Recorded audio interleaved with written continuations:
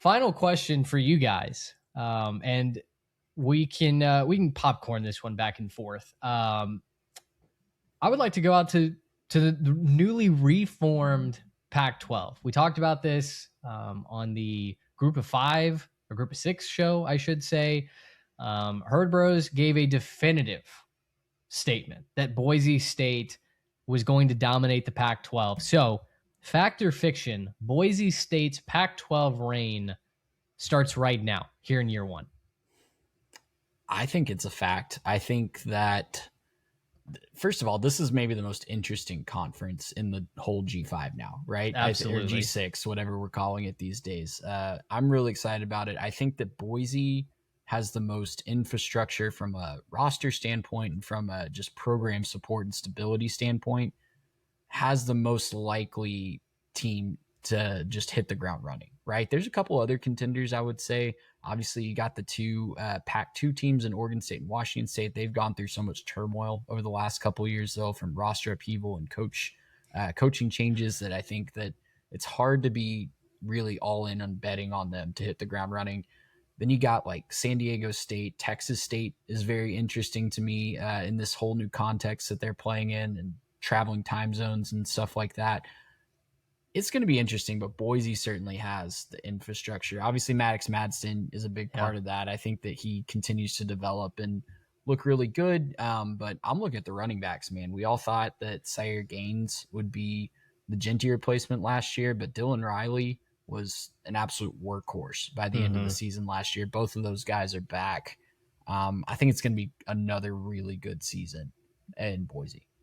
I know it's not Boise State, but you know what the heck is a polar bear doing in insert geographical location here? That's what it feels like Texas State being in the Pac-12. And I know we've got much more egregious examples, right? But Texas State being in the Conference of Champions in the Pac-12, just I don't know. I love it, man. I'm so excited for them. I'm excited for the Bobcats on the baseball diamond more than anything. I think that they have a chance to run that league in baseball. Basketball is going to be a little tough. I'm not sure that they're really ready from an infrastructure standpoint to compete with Gonzaga, but yeah, I'm excited for them in football and baseball. You mentioned Madsen's back at quarterback. One last trip on the blue turf for him.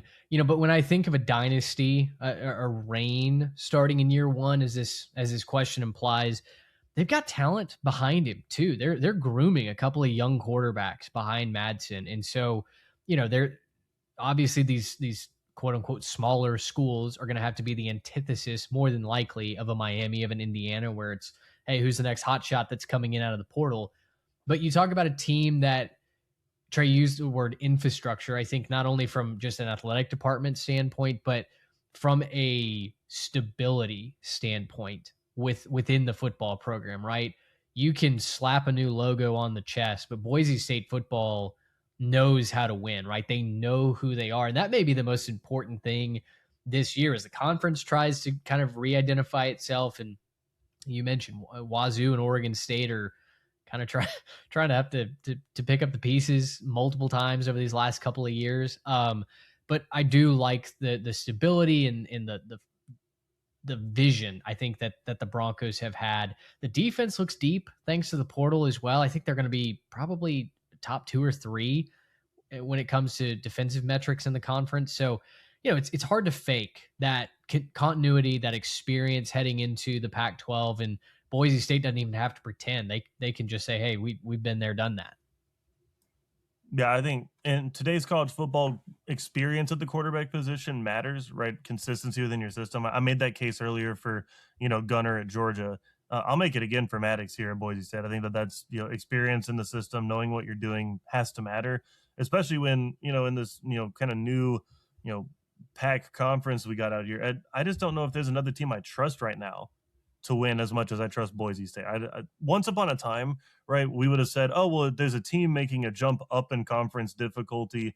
They're probably going to struggle a little bit. But two things. Number one, I'm not even entirely sure that they're actually jumping up in terms of conference difficulty, considering a lot of this new Pac is just old Mountain West Conference.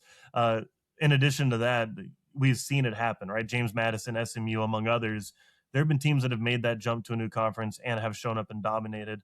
I don't see any reason why that can't be Boise State this year.